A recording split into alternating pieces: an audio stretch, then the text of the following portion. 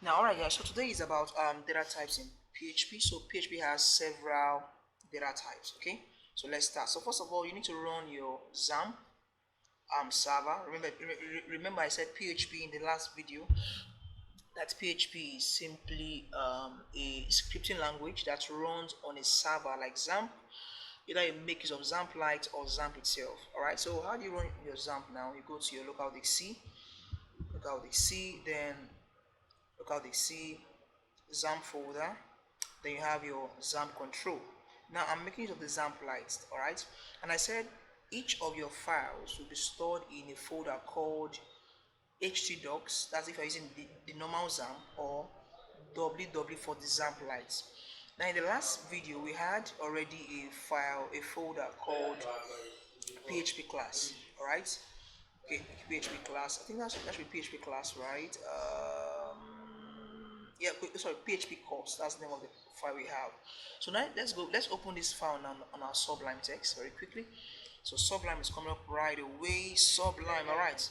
So right here, file, open file, localdisk-C, XAMPP Lite, ww or htdocs, PHP course, select index. That's it. All right. So this was the last thing we did in the last video, whereby we echo out the word welcome to my PHP course 2025. So right now, let's quickly bring in the data types right here. So we have several of them. We have what is called the string. Now, strings are a combination, of alphabets slash numbers, okay, numbers, even symbols, okay, these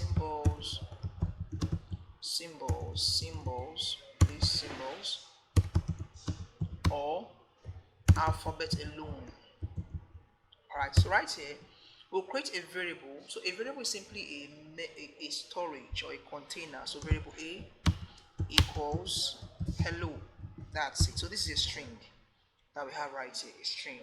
Okay, now let's print out this echo a, then Ctrl S to save, then go back to the browser, or because I'm using XAMPP Lite, I'll just go straight to my control now, and I'll click on local web, and that will load the browser for me.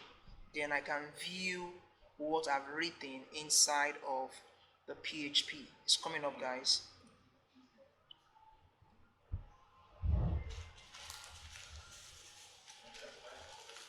So it's coming up already. Let's see. It's coming up. It's a bit slow, but will pay off. So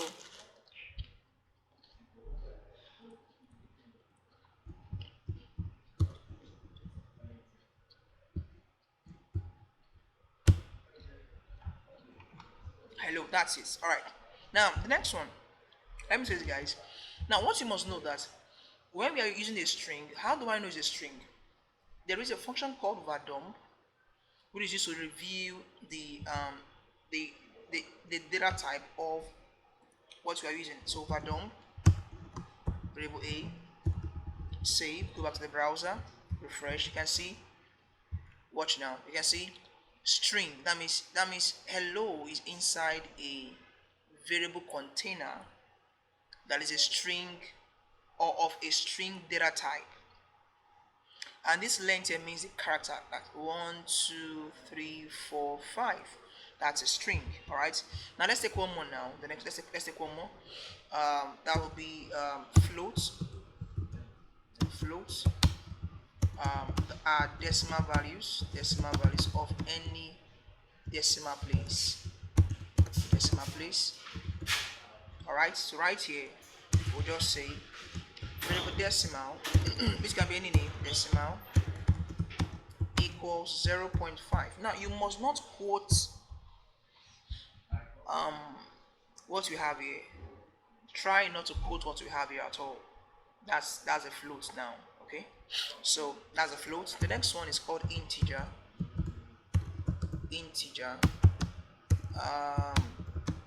Positive or negative value, and they must not be quoted. They must not be quoted.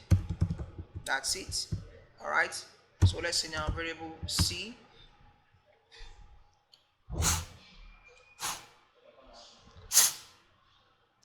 variable c equals 20. That's it. So this is a float and a or an integer. That's the way it is. So please, small assignments, or take it out, take it out, take it out, take it out. Alright, create two variables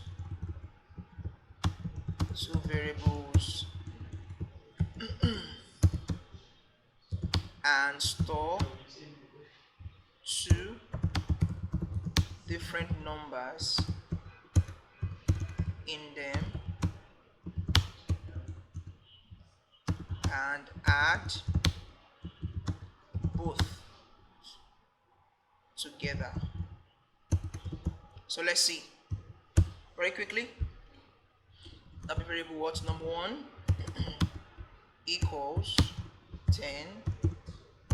Variable number 2 equals 20. Variable results equals the addition of number 1 and number 2. That's it. Then echo results. That's it, guys. Save. Let's see. Alright, comment this one. So let's see. I'll get 30 as the answer. That's it. So guys, thank you so very much. Like the video, share, and subscribe to my channel for more.